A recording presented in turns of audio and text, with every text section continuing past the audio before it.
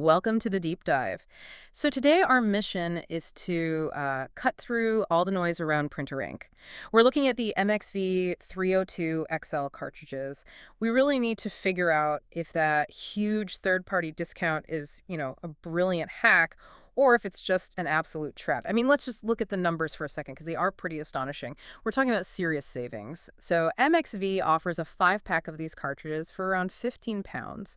The original manufacturer Epson charges almost 70 pounds for the same thing. 70, yeah. That's an 80% discount. It totally explains why 20 million people are clicking buy on this stuff. Exactly. And on paper, MxV makes a perfect case. They claim they match the official page yields 800 pages for photo black, 650 for the colors. They even talk about being ISO 9001 certified. Which means they follow quality standards, right? It does. Yeah. And they throw in a lifetime warranty on top of that. So it sounds almost too good to be true, Yeah. Which leads to the big question.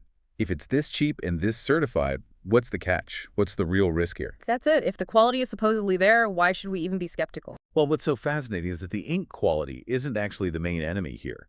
The whole remanufactured ink industry is kind of a weird gray area. On one end, you've got these cheap operations just drilling a hole and pumping in some ink. Right, the drill and fill guys. Yeah. But on the other end, you have legitimate facilities doing professional cleaning and testing. The real problem, the real volatility, comes from the printer manufacturers themselves. Ah, and that's where the power is. The OEMs like Epson.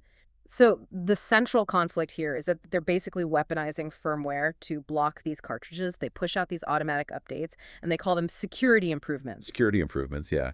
But their real function is to authenticate a tiny chip on the cartridge. And if that chip doesn't scream Epson, it just gets rejected immediately. So what does that mean for the user? It means your printer becomes incompatible with a cartridge that worked perfectly fine the day before. We saw this in MxV's own reviews. People with HP 910s were getting constant warning messages. And then one reviewer with an Epson 822XL, their printer just got an update overnight and completely locked them out. Yeah. The cartridges were useless. Wow. So here's the reality check.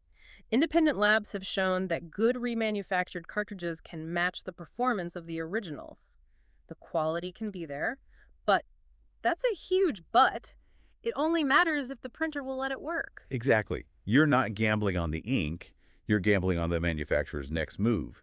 The instability it's just nuclear. And what about the environmental angle? People buy these to reduce waste. Well, that's the paradox, isn't it? Remanufactured cartridges are great for cutting waste because they reuse the plastic shells.